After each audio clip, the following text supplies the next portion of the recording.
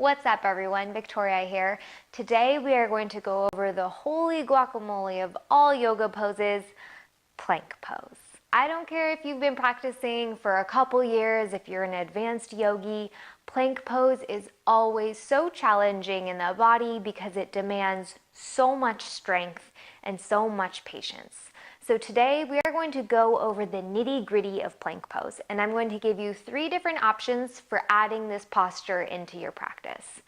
So when you are ready, yogis, muster up your strength, roll out your mat, and let's learn plank pose.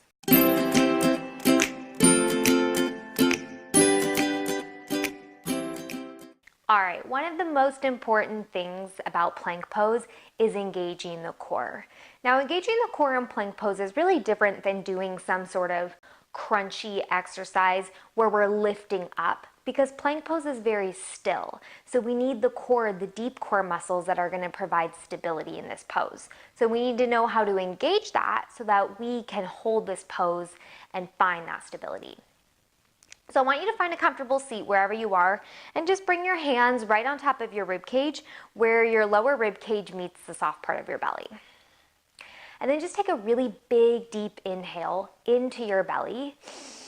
Feel your rib cage flare out into your hands and expand. And then just exhale out the breath.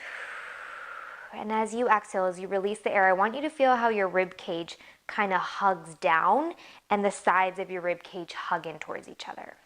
And do that again. Big inhale, fill up. Feel your ribs flare out into your hands. And then exhale, release all the breath. Pause at the bottom. And then keep exhaling out all the breath until you can't release any more air. Feel under your hands how your belly firms up when you do that. Do that one more time. Big inhale. Feel the ribs expand out into your hands. And then exhale out all the air out of your nose.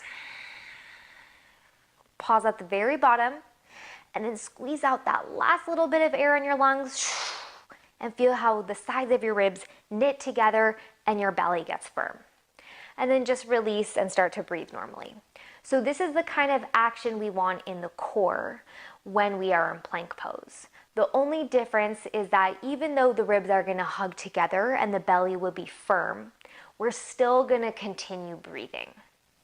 Okay, so now that we know what we need to do with the core, with the belly, let's talk about the arms, because the arms are part of the balancing pose in plank. So I want you to just come into tabletop position here, all fours. And I want you to pay very close attention to your arms here. So spread your fingers out really, really wide so you're stretching the webbing between each finger on your hand. Place your hands down shoulder width distance apart. Now, I want you to place them the outsides of your shoulder width, not the insides, not the middle. So make sure that you have a very large base with your hands here. And then I want you to look at the creases of your elbows here. So notice if you start to wrap your arms in, like you're spiraling them in towards each other, the creases of your elbows kind of wrap in and back and your elbows bend out to the side. You might hollow out your chest a bit too. And then if you wrap your arms out to the side, then the creases of your elbows are kind of shining at a 45-degree angle, making an X across each other. And that is what we want in the arms. We call this external rotation in the arms. The hands will come down, the wrist creases are about parallel with the top of the mat, and we're wrapping the arm bones out to the side and then back. So that 1, we feel open in the chest, and 2, we have that external rotation in the arms, so our arm bone and our shoulder blade are very, very connected at the joint, which provides nice, safe stability in the joints. So when you wrap your arm bones out to the side, you might be overdoing it if you feel yourself rolling to the pinky edges of your hands. So if you're wrapping too much, then I want you to just kind of decrease that action just a little bit so you can plant your hands down firmly on the mat.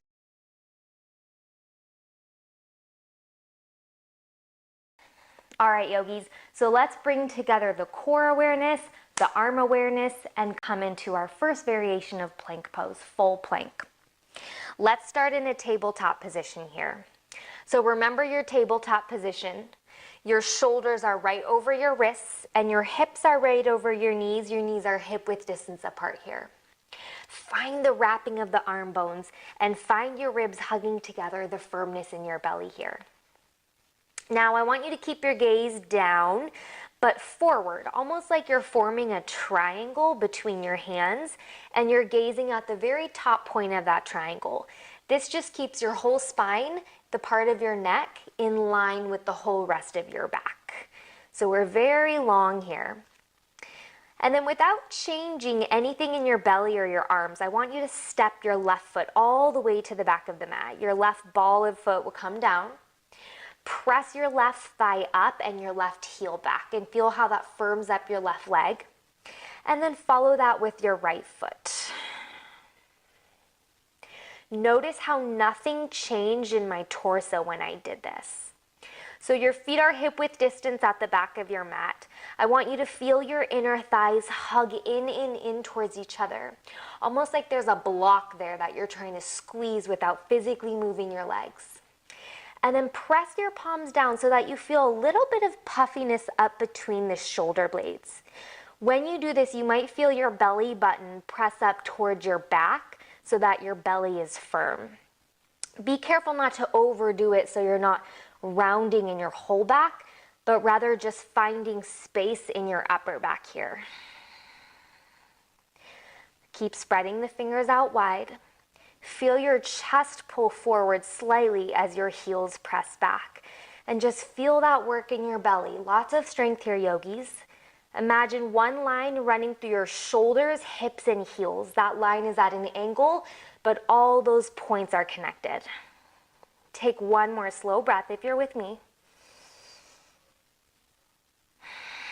And then slowly lower the knees down. And then spring off your hands. Sit on your hips. Just take a breather. Maybe roll out your wrists.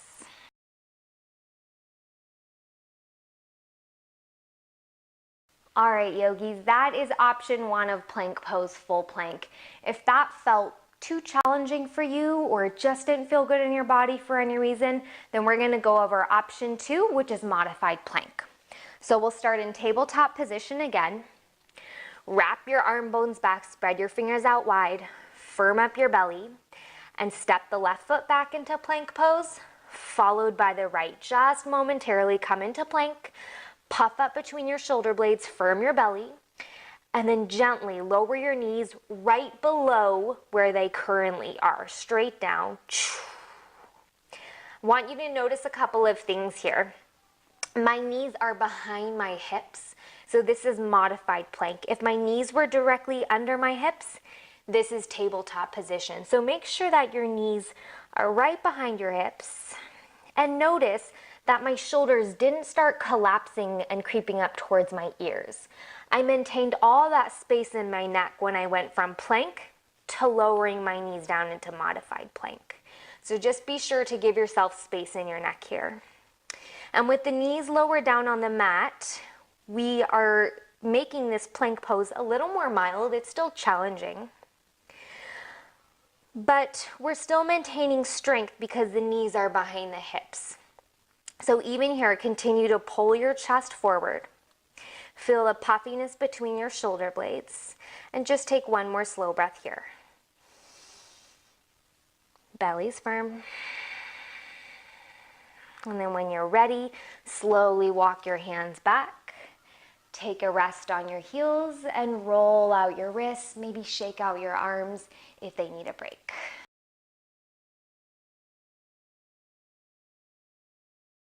So those are the first 2 options of plank pose. If you're dealing with a wrist injury or those 2 variations didn't feel good in your body for any reason, then try this 3rd option, forearm plank here.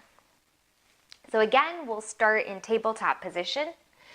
All the same alignment cues hold true here. So puff up between the shoulder blades, firm up the belly, and then slowly step your left foot back into plank pose, followed by your right foot, and pause here. So this long, beautiful line running through my shoulders, hips, and heels, I want to maintain that I keep pressing my thighs up towards the ceiling so my quads are really firm. And all I'm going to do is I'm going to gently lower my left forearm down to the mat. My palm is still spreading out really wide. Press my palm down. My left forearm is parallel with the side of my mat. And I'm going to follow that with my right forearm. So just notice here, my shoulders are now over my elbows instead of my wrists. And I keep pressing my forearms and my hands down so I find that puffiness here up between the shoulder blades. Now my whole body is lower to the ground here, so I'm still maintaining that line between my shoulders, hips, and heels here. And I still firm up my thighs. I still press my heels back as my chest pulls forward. My gaze is now between my thumbs to keep my whole spine long. So just take one more slow breath here. Stay with me. Then when you're ready, you can gently bend your knees, lower your knees down, and then sit onto your heels. All right, yogis, how did those feel? I hope you enjoyed those 3 variations of plank. Just remember, at any time during your yoga practice, you're welcome to skip plank completely or to vary it by using any of those modifications at any time. Just honor where your body is, how you feel that day, how you feel in that moment, and just make a choice without overthinking it. Plank has the ability to give us strength and make us feel empowered as we progress in that pose. But I think the 2 most important things we learn from plank are patience and humility. So just see if you can bring that into the pose, even when you feel like you're struggling with it. I hope this was helpful for you. Leave a comment below if you have any questions, and I will see you next time.